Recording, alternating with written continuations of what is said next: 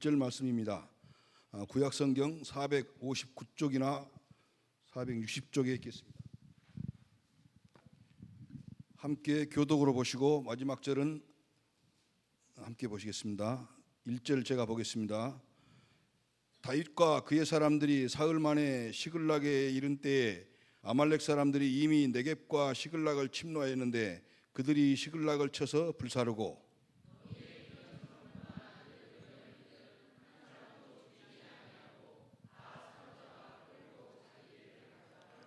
다윗과 그의 사람들이 성읍에 이르러 본즉 성읍이 불탔고 자기들이 아내와 자녀들이 사로잡혔는지라.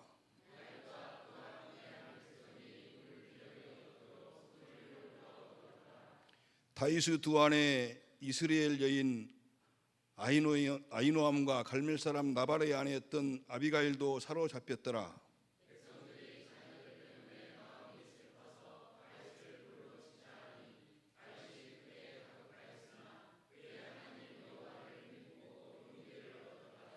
다윗이 아히멜렉의 아이들 제사장 아비아달에게 이르되 원하건대 에봇을 내게로 가져오라.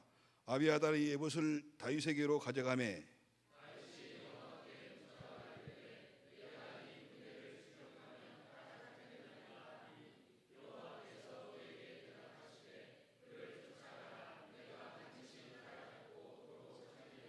이에 다윗과 또 그와 함께한 600명이 가서 부솔 시내에 이르러 뒤떨어진 자를 거기 머물게 했으되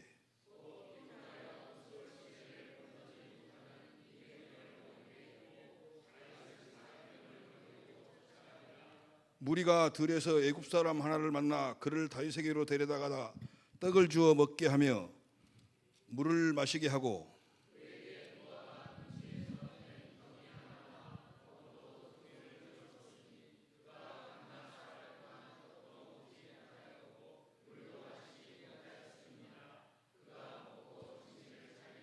다윗이 그에게 이르되 너는 누구에게 속하였으며 어디에서 왔느냐 하니 그가 이르되 나는 애굽 소년이요 아말렉 사람의 종이더니 사흘 전에 병이 들매 주인이 나를 버렸나이다.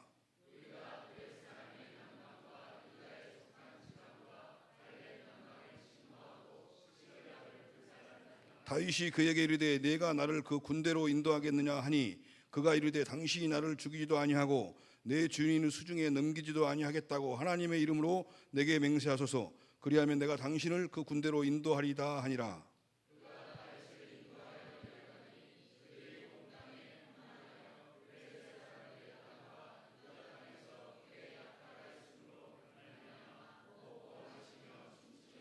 다윗이 새벽부터 이튿날 저물 때까지 그들을 치매 낙타를 타고 도망한 소년 400명 외에는 피한 사람이 없었더라.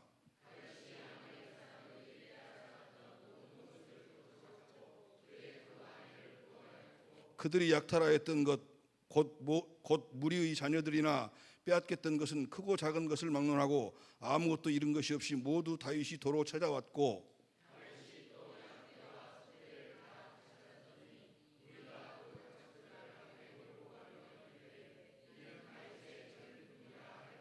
다윗이 전에 피곤하여 능히 자기를 따르지 못하므로 부솔 시내에 머물게 한 200명에게 오매 그들이 다윗과 그와 함께한 백성을 영접하러 나오는지라. 다윗이 그 백성에게 이르러 문안하매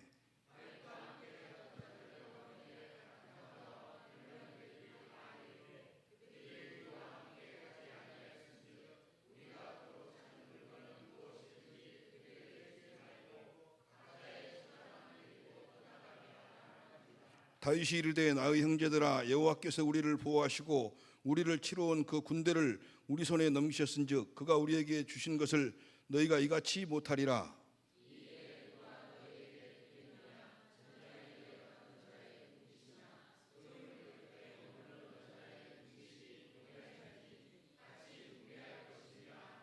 그날부터 다윗이 이것으로 이스라엘의 율례와 규례를 삼았더니 오늘까지 이르니라.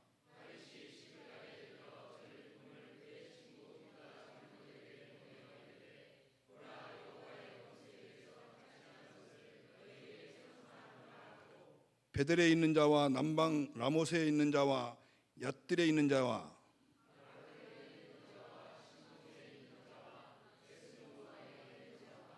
라갈에 있는 자와 여라무엘 사람의 성읍들에 있는 자와 겐 사람의 성읍들에 있는 자와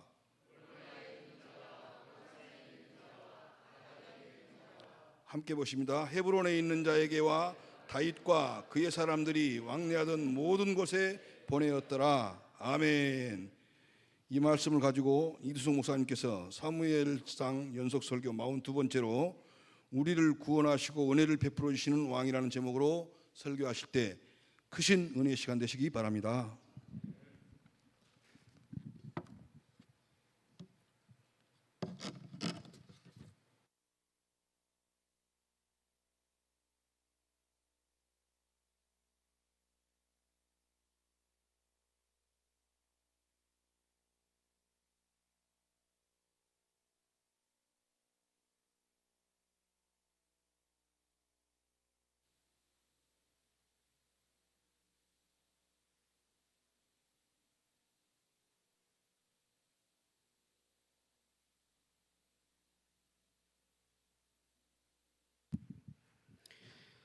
사무엘상 연속 설교 42번째를 시작하도록 하겠습니다. 지난 말씀을 요약한다면요, 블레셋의 모든 방백들이 이제 이스라엘과의 전쟁을 치르기 위해서 이제 소집된 상황에 블레셋의 왕인 아기스가 다윗을 그 전쟁에 참전시키기 위해서 이제 데리고 갔다가 반대에 부딪히게 되었습니다. 이때 아기스는 이제 다윗을 변호하고요. 블레셋의 수령들은 다윗과 이스라엘로 인한 이제 겪은 일들로 언급하면서 다윗이 지금 자신들이 치러가는 사울 왕보다 더 강한 자인 것을 인정합니다. 이때 아기스는 이제 다윗이 어떤 사람인지를 3번 언급하는 것으로 일종의 다윗을 찬양하는 것과 이제 같다고 말씀을 드렸고, 블레셋의 수령들은 이제 여호와께서 이스라엘을 구원하신 사건을 자신들의 관점으로 언급하면서 여호와께서 이스라엘에게 구원을 행하신 것을 축하하고 기념하는 것과 같다고 이제 말씀을 드렸습니다. 그리고 이와 같은 것을 성경적인 찬양이라고 또 말씀을 드렸습니다. 다시 한번 간략하게 말씀을 드린다라면은 하나님이 누구이시고 그리고 어떤 일을 행하셨는지가 이제 찬양과 송축이라는 것으로 이제 구분된다고 말씀을 드렸습니다. 오늘 말씀에도 이제 이러한 것들이 이제 등장을 하는데요. 그것에 대한 것을 이제 천천히 설명하고 설교하도록 하겠습니다. 다윗이 아기스의 요청으로 이제 시글락을 비운 사이에 아말렉 사람들이 쳐들어와서 불을 지르고 그곳에 있는 나일을 불문하고 모든 여인들을 전부 포로로 잡아갔습니다. 이것을 이제 다윗과 그의 사람들이 보고 어떻게 반응을 했냐면 울 기력이 없을 만큼 울었다라고 했습니다. 오늘 본문 말씀 4절 같이 읽어보도록 하겠습니다. 본문 말씀 4절입니다. 시작. 다윗과 그와 함께한 백성이 울 기력이 없도록 소리를 높여 울었더라. 아멘. 이제 충분히 이제 그러고도 남을 상황이지 않을까요? 이제 아내와 자녀들을 잃어버렸는데 그것도 한두 사람이 아닌 그곳에 있는 모든 가정에 있는 여자들과 자녀들이 전부 이제 잡혀가 버렸는데 제정신일 수가 있을까요? 여기에 다윗의 아내들도 당연히 포함되어 있습니다. 이 말씀을 준비하면서 이제 현재 전시 중인 우크라이나와 러시아 전쟁과 관련한 영상들을 한번 살펴봤습니다. 대부분의 이제 가족들이 전쟁에 참전 중인 아빠 또는 남편이 제발 무사하게 돌아오길 바라는 내용의 영상들이 굉장히 많더라고요. 그래서 오늘 말씀도 이처럼 이제 다윗을 따라서 전쟁에 나간 남편과 아빠가 제발 무사히 돌아오기를 이제 바랬을 것 같아요. 이 말씀 안에 있는 그런 이스라엘 백성들. 그런데 지금 어찌 됐죠? 개만도 못한 인간들한테 인질로 잡혀버렸고 남편이 또는 아빠가 집으로 무사히 돌아온다고 하더라도 이제 자신들을 걱정하게 되는 상황이 돼버렸습니다. 옛날이나 지금이나 사실 전쟁 중에는 여자와 아이와 노인들은 이제 건드리지 않는 것이 상식이고 이 기본인데요. 이들은 지금 이 아말렉 사람들은 지금 남자들이 없는 빈집에 들어와서 이 약한 자들을 이제 공격한 것이나 다름이 없기 때문에 개만도 못한 자들이라고 할 수 있습니다. 하지만 감사하게도 다윗은 전쟁에 참여할 수 없게 되었죠. 전쟁에 참여할 수 없게 되어서 이제 전쟁에 참여하기 위해서 떠난 남자들이 사흘 만에 이제 돌아오게 되었는데, 그 사이에 집은 이제 불에 다 타버리고요. 아내와 딸들은 포로로 잡혀가 버렸습니다. 제가 이 부분을 묵상하는데 정말이지 말로 다 표현할 수 없을 정도로 전쟁이라는 것이 너무나도 이제 사람을 감당할 수 없는 슬픔으로 몰고 가는구나라는 것이 새삼 너무 실감이 났습니다. 순식간에 집과 아내와 자녀들을 잃어버린 사람들은 이제 그 슬픔이 얼마나 컸는지 어떻게 반응했냐면 다윗을 돌로 쳐서 죽여버리려고 했습니다. 이제 그도 그럴 것이, 저는 도저히 이 슬픔이 어느 정도일지 가늠할 수조차 없을 정도로 너무 큰 슬픔 같아서 이 사람들이 이렇게 행동하는 것도 무리는 아니라고 생각합니다. 왜냐하면 다윗을 따라서 잠깐 자리를 비웠잖아요. 자기들이 자원해서 자리를 비운 게 아니라 자신들의 대장이라고 할 수 있고 지도자라고 하는 사람들의 선택에 따라서 집을 비운 사이에 본인 집에 그런 엄청난 사건이 벌어졌잖아요. 그러니 당연히 다윗을 죽이고 싶었겠죠. 당신이 잘못 선택했으니까 이렇게 된 거 아니냐라는 식으로. 그러니까 다윗은 이 상황에서 이제 크게 당황하지만요, 자신을 지금까지 이끌어 오신 여호와를 의지합니다. 그리고는 이제 제사장 아비아달에게 에봇을 가지고 오라고 한 후에 이제 여호와께 묻습니다. 내가 이 군대를 추격하면 따라잡겠습니까? 라고 이렇게 질문을 합니다. 이때 여호와께서 대답하십니다. 그를 쫓아가라. 내가 반드시 따라잡고 도로 찾으리라. 그렇게 다윗은 이제 자신을 따르는 군대 600명을 데리고 이제 쫓기 시작합니다. 아마도 이제 그 어느 때보다도 비장한 마음이었을 것 같아요. 물론 여호와 하나님께서 반드시 따라잡고 도로 찾을 것이라고 말씀하셨다라고 하지만 자신들의 집과 가족들을 잃어버린 그 600명의 군사와 자신을 죽이려고 했던 그 600명의 군사 앞에 서 있는 다윗은 그 어느 때보다도 비장한 각오로 추격에 임했을 것입니다. 그렇게 추격하던 중에 너무 비장한 나머지 이제 추격하는 것에 있어서 속도를 따라가지 못하고 이제 뒤처지는 사람들이 발생하여서 부솔 시내라고 하는 곳에서 200명을 머물게 하고 나머지 400명을 데리고 이제 아말렉 사람들을 추격하기를 이어갑니다. 그러다가 이제 그 무리가 이제 들에서 애굽 사람 하나를 발견하여서 다윗에게 데리고 와서 먹을 것과 마실 것을 주었습니다. 지금 자신들의 가족들을 되찾으러 가는 길에 웬 친절일까요? 웬 여유를 이렇게 부리고 있을까요? 아마도 이 애굽 사람이 자신을 소년이라고 이제 오늘 말씀에 소개를 했는데, 소개한 것으로 보아서 다윗과 그의 일행들이 지금 자신의 가족을 구하러 가는 길에 길 한가운데 쓰러진 소년 하나를 발견하여서 긍휼한 마음에 그냥 버려주지 못했을 것입니다. 그런데 놀랍게도 이 소년이 바로 자신들의 땅인 시글락을 이제 침노한 자들과 함께 있었고 사흘 전에 병이 들어서 주인에게 버려졌다는 것을 알게 되었습니다. 이제 날짜상으로 봐선요, 어느 날짜와 맞아 떨어지냐면 다윗과 그의 일행이 시글락에 도착하여서 시글락이 불살라져 있는 것을 확인한 그 시점에 버려진 것이었습니다. 다윗은 이 소년에게 이제 요청을 하죠. 자신들을 그 군대가 있는 곳으로 인도하라고요.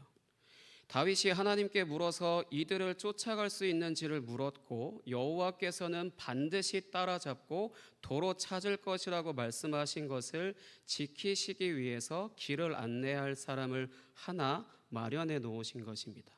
앞서 말씀드린 것처럼 이제 시글락을 공격했던 아말렉은 제가 뭐라고 표현했죠? 개만도 못한 자들이라고 표현했습니다. 왜냐하면 앞서 이제 시글락에서 여자와 아이와 노인을 이제 포로로 잡더니 여기에 이제 더해서 병든 소년 하나를 그냥 버렸습니다. 이렇게 버려진 약자 하나를 이제 하나님은 다윗과 그의 일행에게 발견되게 하셔서 생명을 보존하게 하시고, 그리고 동시에 다윗이 아말렉을 치는 것에 중요한 역할을 하게 하신 것입니다. 이렇게 다윗은 이제 불의한 주인에게 버려진 소년의 도움으로 아말렉 군대가 있는 곳까지 도착하게 되었고, 이들이 지금 자신들이 약탈한 것을 가지고 먹고 마시며 춤추고 있는 것을 발견하였습니다. 집과 아내와 자녀들을 빼앗겨서 눈에 뵈는 것이 없는 다윗과 그의 일행들은 이들을 어떻게 했을까요? 오늘 말씀 17절 함께 읽어보겠습니다. 오늘 본문 말씀 17절입니다. 같이 읽겠습니다. 시작. 다윗이 새벽부터 이튿날 저물 때까지 그들을 치매 낙타를 타고 도망한 소년 400명 외에는 피한 사람이 없었더라. 아멘. 낙타를 타고 도망한 소년 400명을 제외하고는 전부 다 몰살시켰습니다. 근데 사실은 이 낙타를 타고 도망한 소년 400명은 놓쳤다라기보다는 다윗이 그냥 보내줬다라고 할 수 있습니다.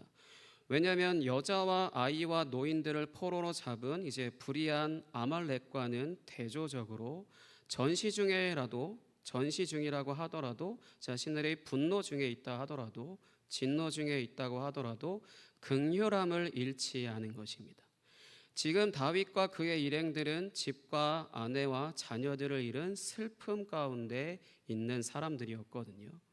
긍휼이라고 하는 것이 우리는 흔히 불쌍하게 여긴다라는 것을 그 이상을 생각하지 않게 되는데, 사실 긍휼이라고 하는 것은요, 이렇게 자신들이 경험한 슬픔과 동일한 본질을 가지고 있는 것을 발견하게 될 때 그 고통을 충분히 공감하기 때문에 절대 무시할 수가 없습니다.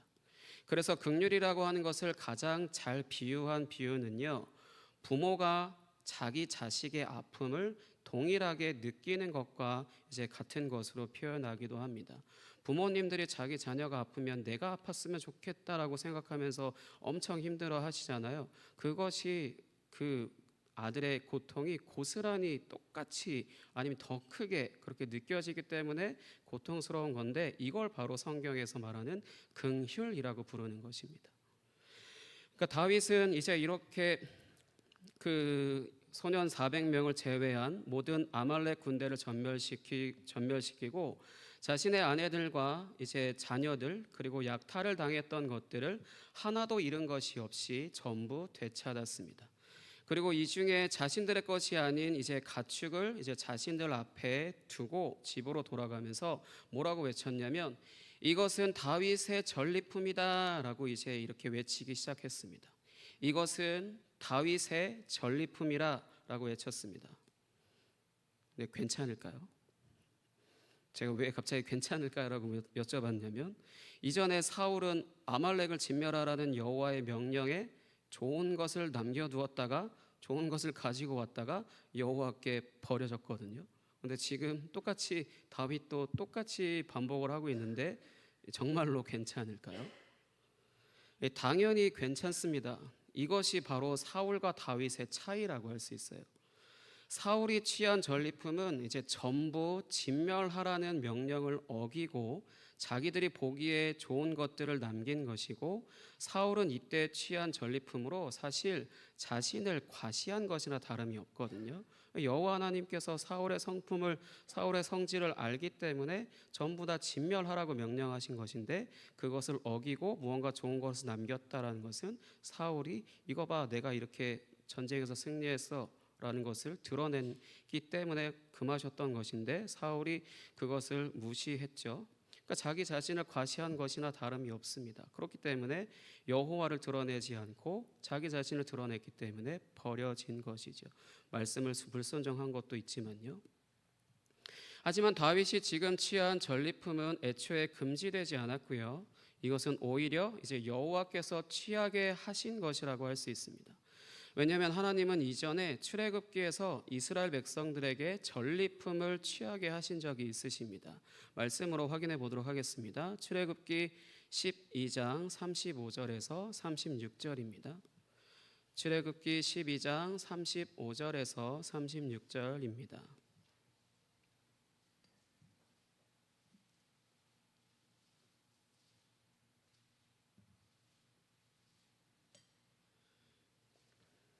출애굽기 12장 35절에서 36절 같이 읽겠습니다. 시작.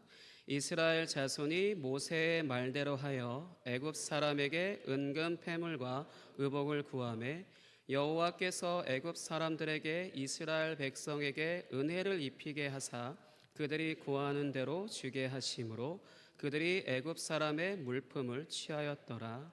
아멘.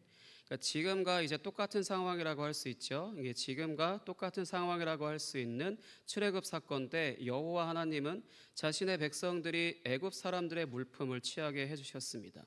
이 물품은 이제 여호와께서 이스라엘에게 은혜를 베푸신 것이었습니다.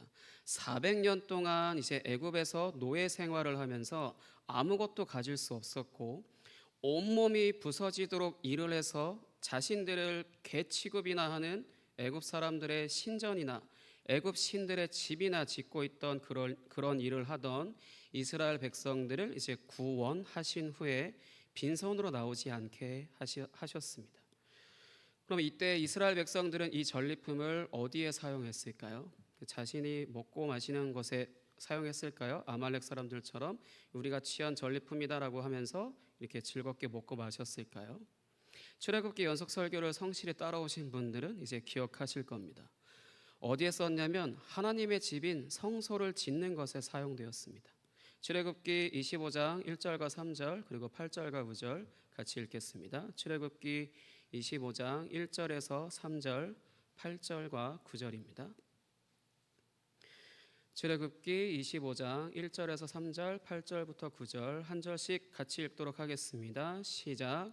여호와께서 모세에게 말씀하여 이르시되 이스라엘 자손에게 명령하여 내게 예물을 가져오라 하고 기쁜 마음으로 내는 자가 내게 바치는 모든 것을 너희는 받을지니라.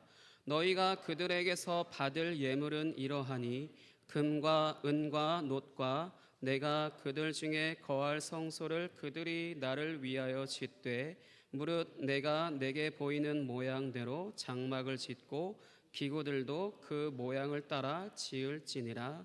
아멘. 여호와께서 이스라엘에게 전리품을 허용하시는 것은 아말렉처럼 자신들의 욕구를 채우는 것에 사용하는 것이 아니라 하나님의 집을 짓는 것에 사용하기 위한 것이었습니다. 그러니까 오늘 본문 말씀에 등장하는 이는 다윗의 전리품이라라고 하는 그 가축들도요 이제 이와 비슷한 용도로 사용되어집니다. 다윗은 이 전리품을 이송하면서 이전에 자신들을 따라오지 못한 사람들과 이제 만나게 됐을 때 이 전쟁에 참여했던 400명 중에 불량배와 같은 사람들이 이들과 우리와 똑같이 나누지 말라라고 이제 다윗에게 요청을 하죠. 하지만 다윗은 그 말을 무시하고 동일하게 전쟁에 참여하지 추격에 참여하지 않았다 하더라도 전리품을 이제 동일하게 이제 분배합니다. 그리고 난 후에 이제 시글락에 도착하여서 유다 지역에 있는 모든 장로들에게 남은 전리품을 이제 보내게 되는데 어떤 명분으로 보냈냐면요. 여호와의 원수에게서 탈취한 것을 너희에게 선사하노라라는 명분으로 이제 각 지역에 선물로 보냅니다. 26절 오늘 본문 말씀 26절로 한번 확인해 보도록 하겠습니다. 본문 말씀 26절입니다. 본문 말씀 26절 같이 읽겠습니다. 시작. 다윗이 시글락에 이르러 전리품을 그의 친구 유다 장로들에게 보내어 이르되 보라 여호와의 원수에게서 탈취한 것을 너희에게 선사하노라 하고 아멘.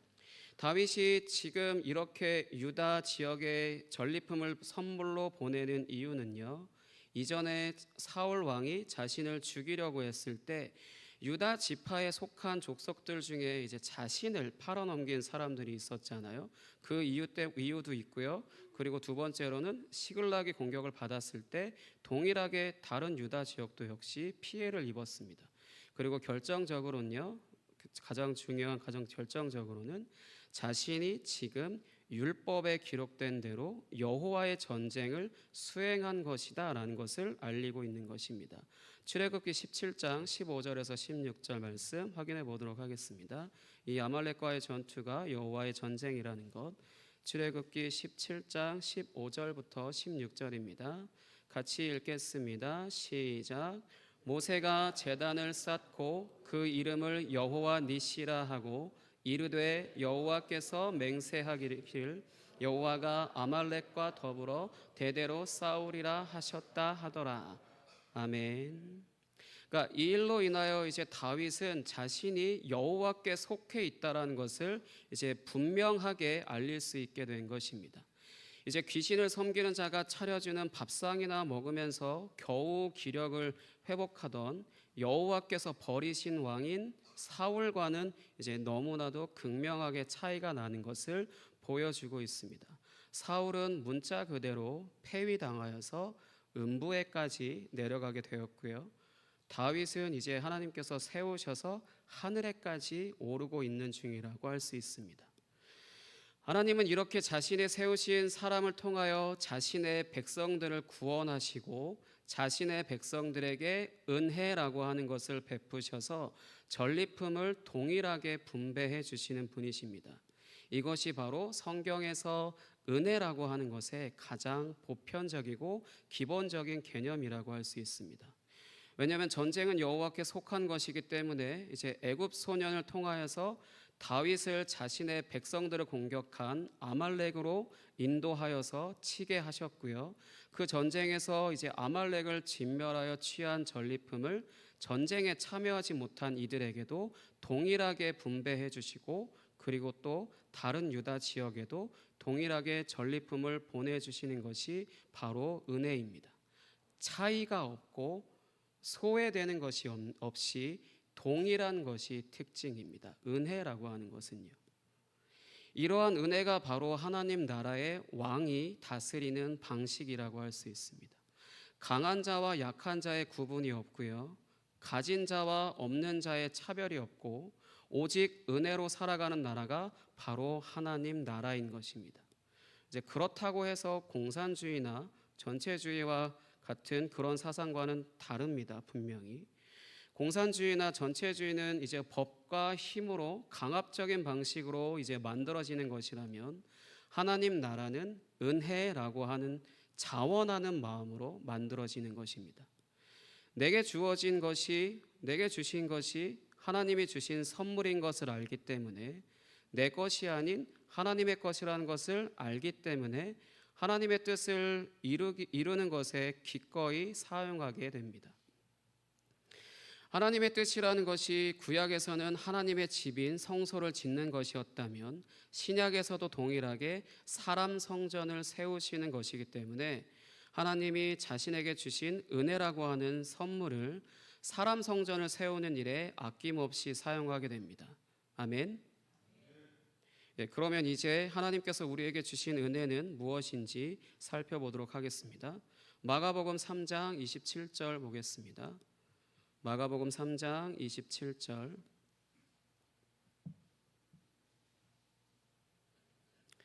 마가복음 3장 27절입니다. 같이 읽겠습니다. 시작. 사람이 먼저 강한 자를 결박하지 않고는 그 강한 자의 집에 들어가 세간을 강탈하지 못하리니 결박한 후에야 그 집을 강탈하리라. 아멘. 예수님께서 십자가에서 죽으시는 것으로 사탄을 결박하셨습니다. 아멘. 그리고 그 사탄이 합법적으로 가지고 있던 하나님의 창조 세계에 대한 통치권을 다시 가지고 오셨습니다. 아멘. 예? 아담이 에덴에서 이제 뱀의 말을 듣고 선악을 알게 하는 나무의 열매를 먹은 것으로 인해 죄가 이제 창조 세계 안으로 들어오게 되었고, 그래서 모든 사람이 죄에 속한 사람인 죄인으로서 살고 있었습니다. 이것을 예수님께서 십자가에서 죽으시는 것으로 이제 죄 가운데서 살아가는 사람들을 해방시키셔서 자신의 나라로 옮기셨습니다. 이것은 너무나도 익숙한 것으로 예수님이 우리를 구원하신 것을 모르시는 분들은 없으실 겁니다. 그래서 나 자신이 우리가 하나님의 전리품이라고 말할 수도 있어요. 하지만 사실 이것보다 더 중요한 것은요, 우리에게 이 세상을 살아가도록 주시는 선물들이 바로 전리품이라는 것입니다. 하나님이 우리에게 주신 선물은 뭐가 있을까요? 여러분들은 하나님께서 주신 선물을 무엇을 받으셨나요, 주장 형제님? 하나님이 우리에게 주신 선물은 뭐가 있을까요? 이제 특별히 무엇을 규정할 수 없이 모든 것이 선물이죠. 아멘. 자신에게 있는 재능과 은사도 선물일 거고요. 함께 살아가는 배우자와 자녀도 선물일 거고요. 아멘. 교회 공동체로 만난 성도님들도 선물일 거고요. 나에게 일할 수 있는 직업을 주신 것도 선물일 거고요. 우리를 구원하셔서 살아가게 하시는 모든 것이 은혜이고 선물입니다. 여러분들은 그러면 선물을 받으면 어디에 집중하세요? 여러분들은 선물을 받으면 그 선물에 집중하세요? 아니면은 그 선물을 준 사람에게 집중하세요? 예, 선물 사람 다양합니다. 아마도 그 선물을 누가 줬냐에 따라서 이제 달라지기도 하겠죠. 그리고 그 선물이 무엇이냐에 또 따라서 달라지겠죠. 명품이라면은 그 명품을 준 사람이라면 뭐 이런 식으로 여러 가지 달라지겠죠. 근데 그러면은 하나님께서 여러분에게 주신 선물에는 어떻게 반응을 해야 할까요? 예, 답을 못 하시겠죠? 하나님이 주신 선물에만 집중하셔도 됩니다. 사도행전 2장 38절 보겠습니다. 사도행전 2장 38절입니다. 사도행전 2장 38절 같이 읽겠습니다. 시작.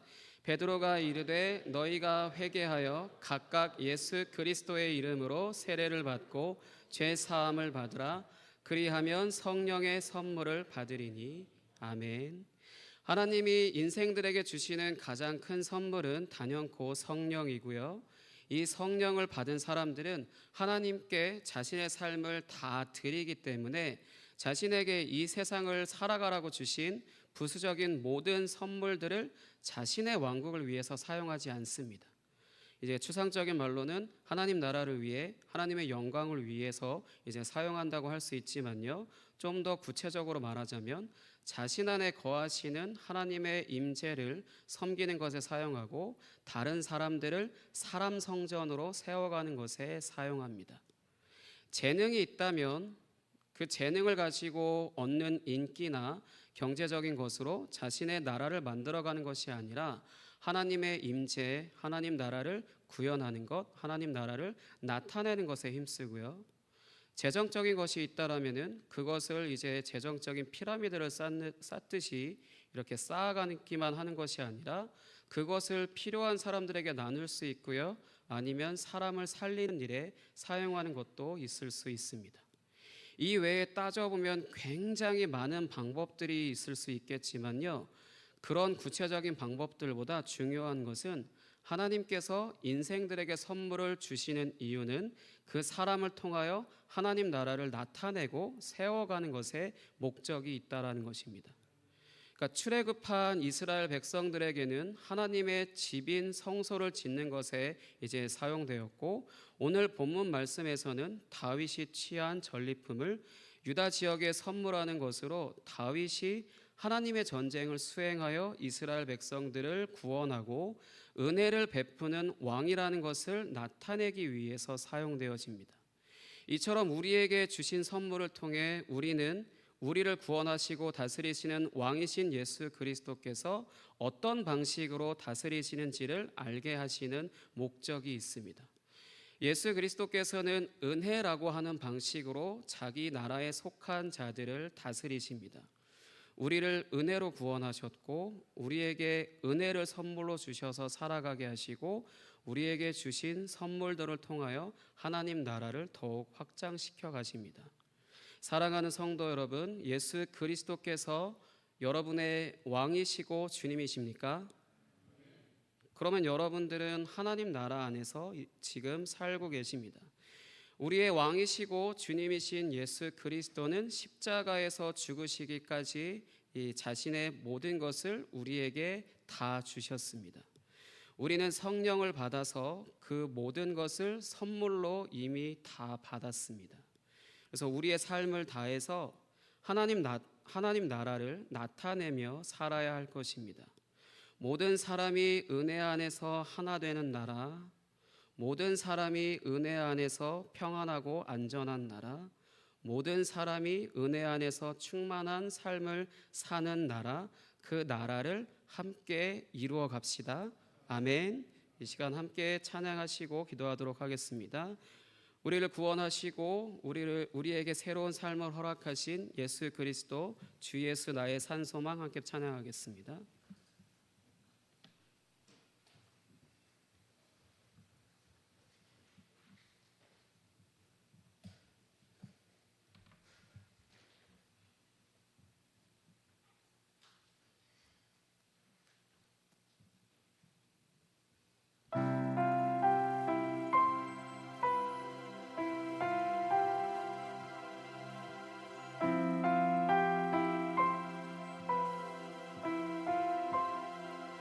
깊은 절망에 스런 가운데 주님께 닿을 수 없던 우리 어두운 밤중에 하늘을 향해 주의 이름 나 부를 때 어둠을 뚫고 오신 주 사랑 나의 절망 거두셨네.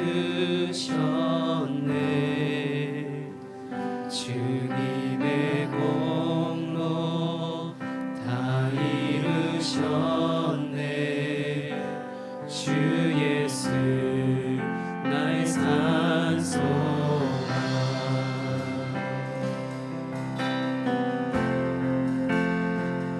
그가 주의 자비를 알아 한없는 은혜 증량할까. 영광을 떠나 이 땅에 오신 죄가 되신 구주 예수. 주의 십자가 내게 말하네. 영원히 난 용납됐네. 아름다우신 왕 나는 주의 것 그리스도 나의 산 소망. 할렐루야 주를 찬양하여라. 할렐루야 자유케 하셨도다. 죄의 저주 끊으신 주께 구원 있도다. 주 예수 나의 산 소망. 할렐루야 주를 찬양하여라. 할렐루야 자유케 하셨도다. 죄의 저주 끊으신 주께 구원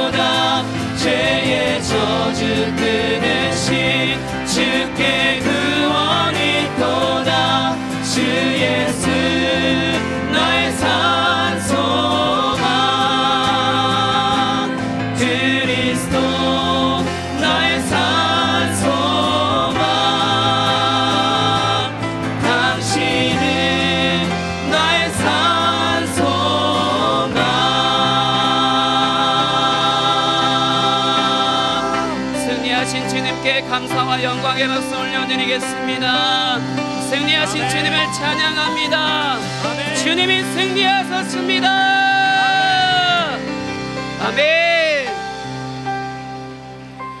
이 시간 함께 기도하겠습니다. 주님이 사망을 이기셨고 죽음을 이기심으로 인해 우리를 구원하셨습니다. 그래서 우리에게 주님이 주시는 그 선물들, 그 전리품들이 우리의 삶에 가득합니다. 하나님, 그러한 선물들을 내가 나를 위해서 사는 것이 아니라 오직 주님의 나라와 사람 성전을 세워가는 것으로, 한 공동체를 세워가는 것으로 그렇게 사용할 수 있도록 주님, 나의 삶을 주장하여 주옵소서. 이 시간 주여 한번 외치고 함께 기도하겠습니다. 주여! 하나님 아버지 감사합니다. 승리하신 주님을 찬양합니다. 주님, 죽음을 이기시고 사망을 이기신 주님을 찬양합니다. 주님, 온전히 주님의 승리하심으로 취한 모든 전리품 가운데 아버지 그 은혜를 우리에게 다 베풀어 주시는 아버지 은혜를 베풀어 주시는 왕이신 예수 그리스도, 그분이 우리의 주님이시고 왕이심으로 주님, 우리가 이 세상을 살아가는 것에 있어 부족함이 없으며 이미 주님이 주신 그 선물로 가득한 삶일 줄 내가 믿습니다.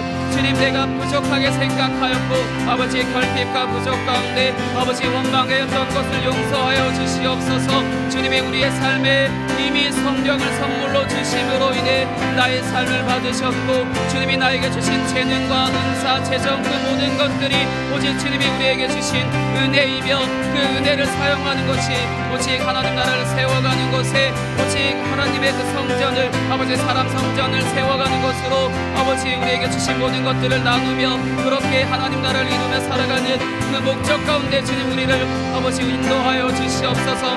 내 것이 아니라 오직 하나님의 것이라는 것을 인정하며 내 몸도 오직 주님의 것이라는 것을 인정하며 주님, 그렇게 살아갈 수 있도록 주님 인도하여 주시옵소서. 주님이 이미 다 이루셨으며 더 이상 이루실 것이 없이 다 이루신 주님을 찬양합니다. 그래서 우리의 삶에 오직 주님이 주시는 그 은혜가 충분하며 아버지 이미 주신 그 모든 것들이 우리 안에 가득함으로 인해 이미 나는 예수 그리스도 안에서 자유하며 이미 나는 예수 그리스도 안에서 충만하며 이미 나는 예수 그리스도 안에서 주님 부족함 없이 살아가고 있다는 것을 우리가 믿고 아버지 날마다 담대히 살아갈 수 있도록 주님 인도하여 주시옵소서. 주님, 이 세상 가운데 아버지 우리가 부족하다 할지라도 오직 주님의 은혜로 말미암아 아버지 날마다 가득하다는 것을 우리가 믿게 하시고 그것으로 인해 오직 주님만 찬양하며 나아갈 수 있도록 주님 인도하여 주시옵소서. 그렇게 행하실 주님을 기대합니다. 함께하여 주시옵소서.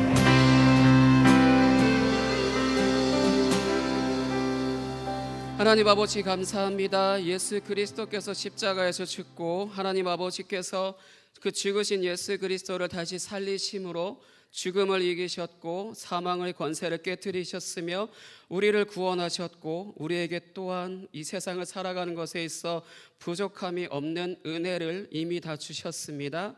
그래서 우리의 삶 가운데 아버지 나를 위해서 살아갔던 삶에서 돌이켜 오직 주님 안에서 주 예수 그리스도를 위해 주의 나라를 위해서 살아가는 그런 우리의 삶이 되어질 수 있도록 주님 우리를 소유하시고 우리의 삶을 주장하여 주시옵소서.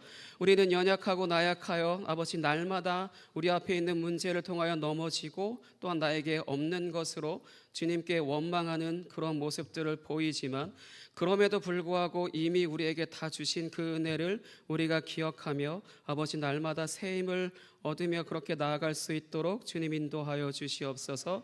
그래서 나의 왕국을 이 세상 가운데 살아가며 세우는 것이 아니라 오직 하나님 나라를 세워가는 것에 나의 삶을 다 드리며 그렇게 주님께 다 드린 삶으로 인해 주님이 이루신 그 기쁨을 나도 날마다 누리며 살아갈 수 있도록 주님 인도하여 주시옵소서. 그렇게 살아가기를 소원하는 모든 선교교회 성도님들 가운데 함께 하시고 선교교회 안에 하나님 나라가, 하나님의 은혜가, 하나님의 사랑이 가득하게 하여 주옵소서. 모든 것 주님께 맡겼습니다.